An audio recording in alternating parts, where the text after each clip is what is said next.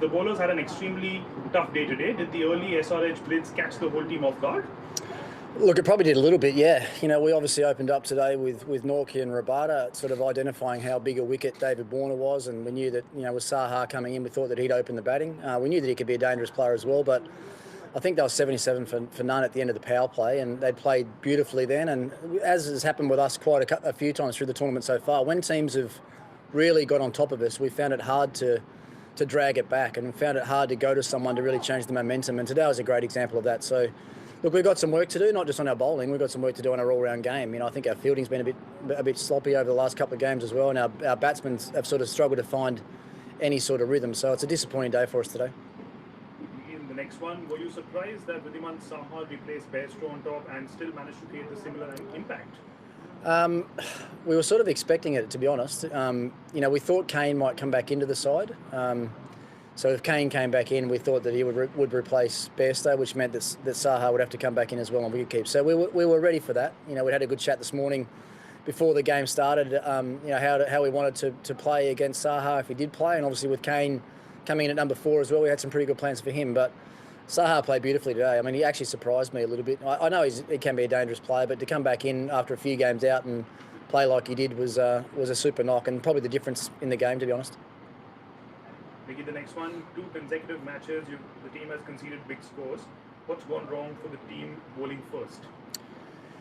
It has been a bit of a concern. I memean, one thing with us chasing totals, but also when we've decided to bowl first, we've actually given away big totals. So we've always been chasing high scores. It was 190 on against KKR and 220 tonight. So that's not ideal. But I think as this tournament goes on, we're going to have to get better at that. We're going to have to get better at bowling first, and we're going to have to get better at chasing totals. And so far that hasn't worked for us. So we have to decide as a group if batting first is going to be our best way forward in the tournament. If it's not, then we're certainly going to have to find a way to chase runs better.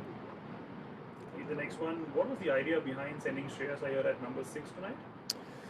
Well, with 220 on the board and chasing 220, with Rahane and Shikhar at the top, we thought if we lost an early wicket, we were going to have to try and almost match them in the power play and sort of get to 60 or 65 or 70 and sort of be on par with them. Stoinis has been in sensational form in the tournament so far. He's been dying for an opportunity up the top of the order, and as you can see with the second or third ball he faced, or first ball he faced, it might have been, he whacked over sort of wide long on for 4. So it didn't come off today, but it was all circumstantial really in the game. Because we're chasing such a big total, we tried Stoinis there, and obviously Hetmeyer at 4, which meant that Pant goes to 5 and Iyer goes to 6. It's a bit of experimentation, basically just because of the circumstance in the game.